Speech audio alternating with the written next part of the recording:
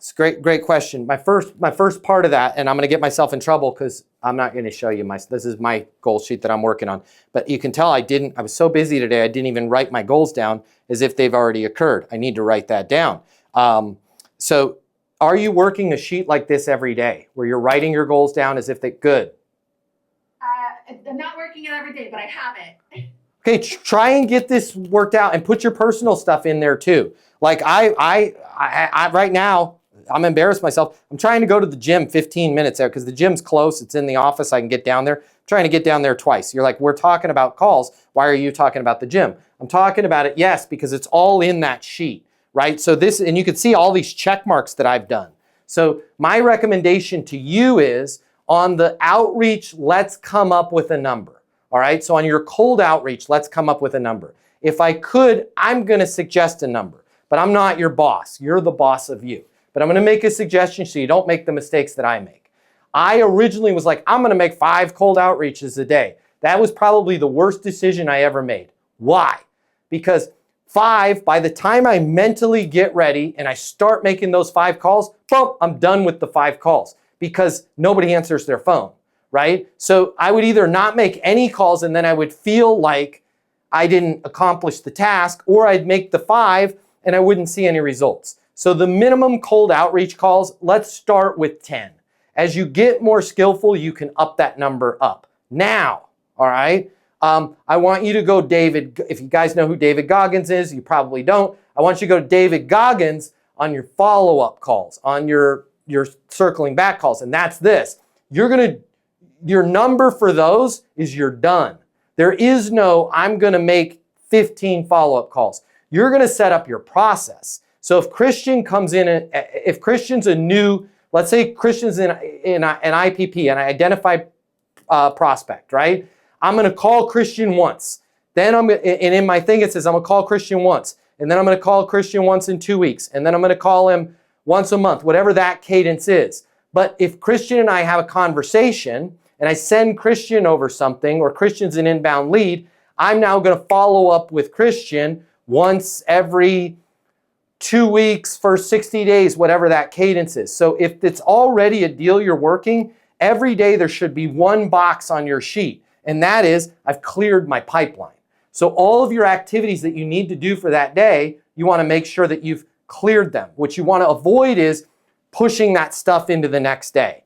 If I could, and I'm not your boss, but like that is vital for you. Like if there was calls that you were supposed to make to see if it makes sense to blank, or make sure that Christian had the link to send his files over, or to see if it makes sense to schedule a lunch where we can talk about the new hires for the new facility. All of those touches for your active deals should, no matter what, be touched on the day that you were supposed to touch them. Does that make sense?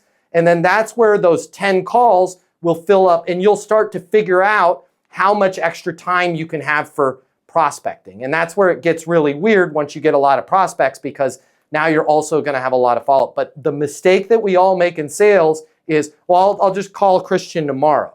Well, it doesn't work that way, right? Then you don't have a process. And then what ends up happening when we don't have a process is 2 things. Number 1, I like Derek.